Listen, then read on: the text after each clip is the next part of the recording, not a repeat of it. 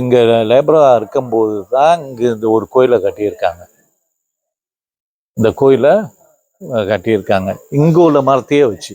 இங்கே உள்ள மரம் என்னன்னு சொன்னால், இந்த போனியோவில் தான் இந்த மரம் கிடைக்கும். அதாவது தே கால் இட் பில்லியன். வந்தப்போ ஹைக் பண்ணப்போ வாஸ் குவைட் ஹை.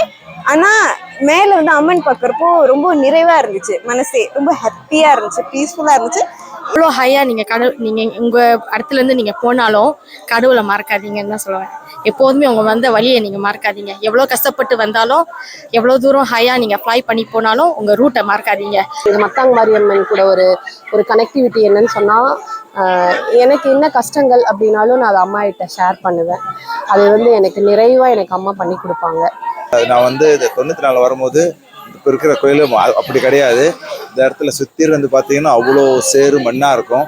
அப்படியே எல்லாம் இருந்து படிப்படியாக இருந்து இல்லை முன்னேற்றி இப்போ வந்து பார்த்தீங்கன்னா ஒரு பிரம்மாண்டமான அந்த கோயிலை பார்க்குறது ரொம்ப யார் இந்த இந்துவாக பிறந்த ஒவ்வொரு மனிதர்களும் இது வந்து எல்லாம் பார்க்குறது கொடுத்து வைக்கணும். Maybe religion, but other than that, it's also for the beauty and the landscape. It's special a gem in Sarawak. Always like to come here not only for exercise but to find the inner peace. Inner peace because the temple gives us a lot of blessing and inner peace.